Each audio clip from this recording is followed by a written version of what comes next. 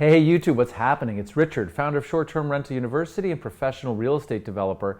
And today's video is about what I think is happening and working well in the Airbnb and short-term rental market today. And on a go-forward basis, and I'm going to share with you a little bit of a story about somebody who actually contacted me for a one-on-one. It should come as no surprise, and I think everybody's sort of reading about this and feeling it, that this is perhaps the single best summer that anything COVID, pandemic, fleeing urban and going to rural, drivable areas is having. So if you're in one of these markets that's maybe a couple or 3 hours outside of a metropolitan area, that's perhaps more dense and populated like a city, and you have a place that people can escape to, you should be having a fantastic summer season. You should be doing really well, which is pretty much what I predicted. There's so much pent-up demand, and now you have this new demand, everyone trying to get out of town. You should be having a great summer. And some of the things that we're seeing that are working really well and in demand in particular by people that are renting are anything where people can work remotely. So I'm in the process right now of designing a new home out here in the Outer Banks. It's really important for me to include a home office. So in addition to my number one rule, number one amenity that I've been saying for years on this channel, having the fastest, most reliable, robust internet connection you can possibly have, it's also now really important to consider having a separate space, a home office, a place where people can go and have quiet, they can Zoom, they can conduct their business, because what we're seeing is people actually leaving these more dense and urban areas, changing their lifestyle, reprioritizing what it is that they want to do after COVID, and so fleeing areas that maybe they had to live because that's where their job was, recognizing that their job has now more flexibility and they can work from anywhere. So these home offices with really robust internet are incredibly important, especially though they have to be quiet. So don't put the home office in the exact center of the house where kids running and screaming and having a good time is going to interfere with your professionalism. Think about creating a dedicated space somewhere that's unused, somewhere that's far apart, so that the rest of the family and guests and visitors can really stay and enjoy themselves, but anybody who happens to be there and needs to work remotely can do all of their business unaffected. So that's the first thing I would say. Places that are close to urban areas, but a couple of hours away for social distancing with a home office are likely going to be incredibly successful, not only as a short-term rental, but also on the resale market. If you ever had to exit or trade up or move to a different location, that amenity is now incredibly in demand and incredibly popular and commands a premium. And just think about it. Chances are during this COVID pandemic, you've been self-quarantining or you've been working from home. The setup that you currently have, would you replicate it, or what would you do differently? Would you make it smaller? Would you make it bigger? Do you care less about the view? You care more about the Wi-Fi consistency? You'd rather be off of the main room as opposed to in the main room? Go ahead and learn from this opportunity and then fix your short-term rental. And if you buy and expand, try and buy a place that fits all that same criteria, right? So a couple of hours outside of metropolitan areas with a home office, and then go ahead and get the robust Wi-Fi. And as much as possible, I'm going to keep stressing the same thing. I keep repeating this time and time again, but until it's not true, I'm going to keep stating it so that it's becomes part of second nature. Experience-based. Do not be generic. Do not be like everyone else. Do not get comfort that it's working for other people this way. Do some really radical, crazy stuff, because there will be people who are drawn towards it.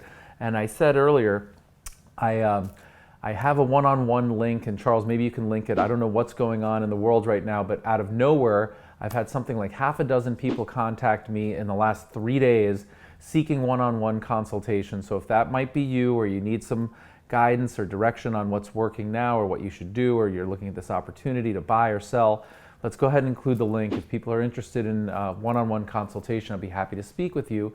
But the point is just this. Somebody found a link from an email that we had sent a long time ago. They clicked on it, they booked a one-on-one, and I was really happy to re-engage with John. And he told me a funny story. I mean, remarkable, I guess not funny, how about profitable?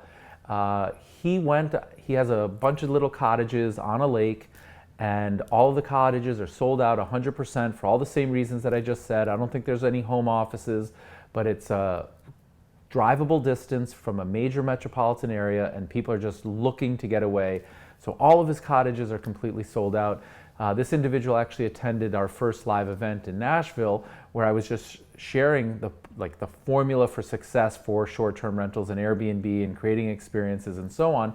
And he took it to heart. And so he shared with me the results of a couple of experiments that he did, and I want to share them with you to encourage you to think outside the box and to take that crazy risk that seems like insane. But let's talk about it. So John, in addition to having all these cabins, he has 2 cabins that were less desirable for whatever reason. I think one of them didn't have a living room and the other one didn't have a kitchen or something like that.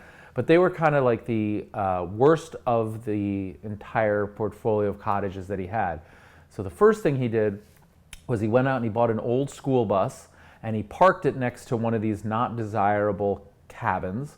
And that was the thumbnail, and that was the whole experience, was about the bus, and having the bus right next door to this undesirable cabin doesn't change the cabin and its amenities or anything else. But you know what it did change was the desirability for that cabin and also the rate. He's made thousands of dollars, and it's been one of his best performing cabins or cottages as a result of just putting an old school bus that doesn't even run right next to it and making that the experience, and that everybody wants that one.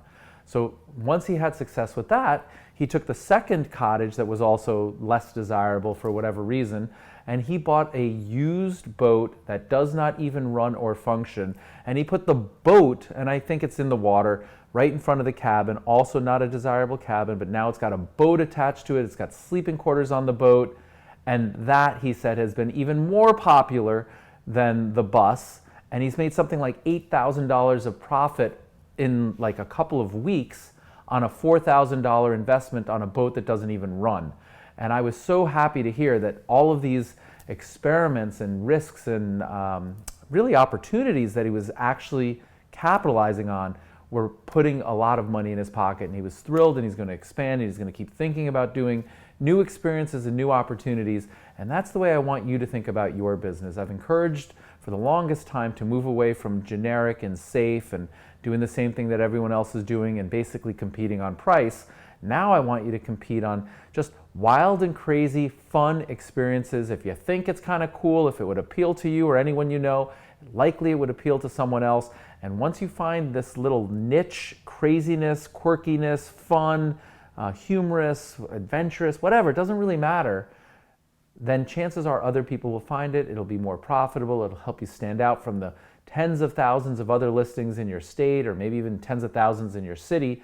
But you want to be unique, you want to be different, you want to be playful, you want to have people have fun, create an experience that's memorable. And then the best form of advertising is when they give recommendations on the platform itself, but then also tell their friends and send people your way.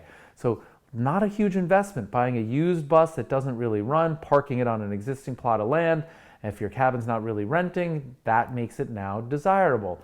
Or if you've got a place to park a boat and the boat doesn't really run, and you bought it for $4,000 used, it doesn't even work, but it had like nice, I guess, sleeping quarters, put that next to the cabin and rent them both out. And those are his top 2 performing cottages. And so if he can do it, so too can you. Just make sure you're positioned really well. I made videos in, I think it was late 2019, suggesting that it was a good time to sell either underperforming or plain vanilla, generic type properties and invest in something that's unique, differentiated, driving distance, put in a home office if you can, make sure the Wi-Fi is really robust, or better yet, make it hardwired, with a Cat 5 or a Cat 6 cable at this point.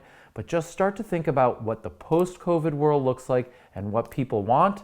And they want community, they want friendships, they want the ability to work from home, they want an experience that other people haven't had. Make it Instagrammable, and you're off to the races. So do me a favor, friends. Comment below, what crazy things have you done or experimented with, and what are the results? The more we share, the more we learn from one another. And at the same time, like the video and subscribe to the channel. And Charles, if anyone's interested in one of those one-on-ones, please go ahead and put the link below. I'd be happy to help anybody in any way I can. So thank you very much and have a great day.